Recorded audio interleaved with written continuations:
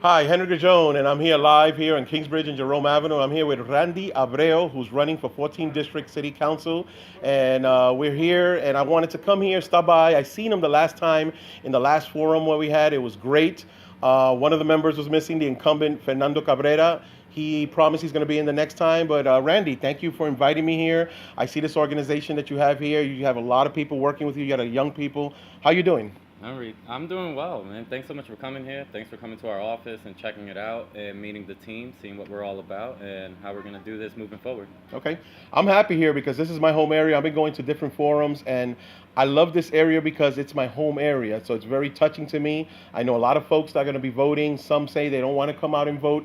Why, Randy, are you the best candidate knowing that they already have an incumbent whose name is Fernando Cabrera? Why are you the best candidate? Well, I appreciate you saying that first part because this is also my home, born and raised right Awesome. here on Fordham Road and Sedgwick Avenue. And to me, I feel blessed to be at this point in my life. Right now, I'm an attorney and just finished working with the Obama administration. And I look at my home, I look at our Bronx, and I think, what path are we taking moving forward? Where will we be in the next 4 years? And I don't think we're on the path where we can live our best lives. It was important for me to come back, bring everything I've learned, give it back to the community because I'm committed to this and I'm committed to seeing us succeed, social mobility, economic growth, and actually having the public education that our kids deserve.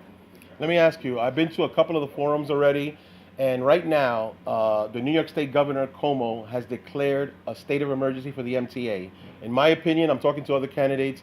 They should declare a state of emergency also for NYCHA. What's your take on the MTA and what's happening? And I take public transportation, and I'm sure you too. Absolutely. And 2 points that you hit right there. So MTA, it's ridiculous what's going on. I remember when I started this campaign, it's February, there's a snowstorm, you probably remember. There's the Yeah. D train on Tremont. A day after the snowstorm, the steps weren't shoveled.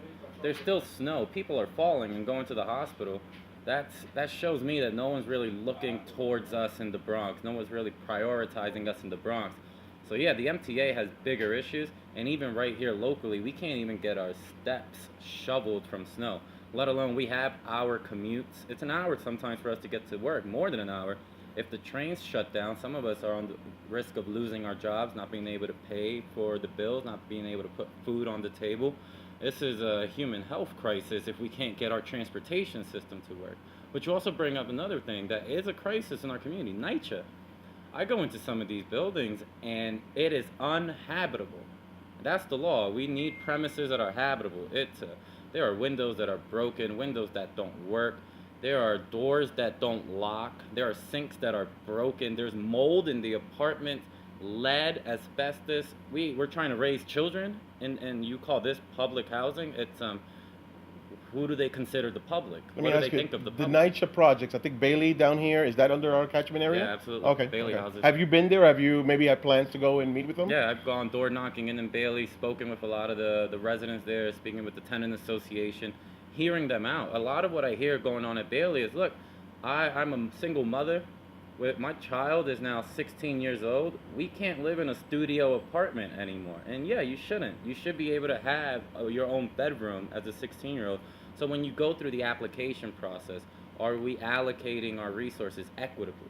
Who's getting access to these new apartments, to the things that have construction and repairs? Typically, we here at the Bronx, who have been considered those at the bottom for too long, we're not getting those resources. Okay. So finally, as a final note, we know that if you're elected, you're going to be fighting strong for this community, which needs so much. So the one last final thought for yourself, so you can let everybody know Yeah. why vote for Randy. Yeah, I would vote for Andy because the future of our Bronx is on the line on September 12th. The term for city council is 4 years. You, the taxpayer, pays your city council member $150,000 a year to work for you. So when you look at Kingsbridge Armory and the development that's going on, will we benefit? When you look at Jerome Avenue and the rezoning that's going to change our neighborhood, will we benefit? Currently, the way the proposals are set up, especially on Jerome Avenue, we're not looking to benefit. And the council member we have right now is not going to do anything to change that. On day one in the city council, I will call for a restructure of the Jerome Avenue rezoning to make sure our auto mechanics have a good job and a good place to go, to make sure affordable housing really means affordable housing, and make sure our landlords stop harassing our tenants. Okay, so upcoming events, we have the next forum is when again? Well, there will be a debate August 28th. August 28th. We're going to try to get this out so folks can come out. And then second, everybody to come. Well, there's another date right now, the 18th. Voter registration. Anybody that's Very not important. registered for the Democratic Party to vote. So you could vote for Randy. You have to go and you have to have your registration in postmarked by that day, right? Absolutely. And if, I think your staff here come down here to the office. They'll come accept your cards. They'll bring it to. They'll take it to the post office if they have to. And Yeah. also for voter registration, you can register to vote online. Excellent, It takes yeah. about 3 minutes to do it. You can check our website, Abreu for NYC. That's Abreu, FORNYC.com. There's a register to vote tab. It'll take you straight there. 3 minutes later, you're registered to vote. Or last thing, give the address to this organization here. They could come by here and have the staff to explain to them if they have trouble and how to go online to do it. What's your address here? It's 10 West Kingsbridge Road, right on the corner of Kingsbridge and Jerome, off the 4 train. And staff is welcoming. We advise you on what's going on with the election, but we've also taken the time to help people find housing. We've also taken the time to help parents figure out how to get their kid into high school. I've taken the time to go to housing court with some of our tenants, and I've taken the time to advise our immigrants on what's actually going on with these Trump executive orders. Okay, okay. So they're here. They're here to serve you. Already, he's doing the serving already. He hasn't even been in office yet. So those dates, August 28th.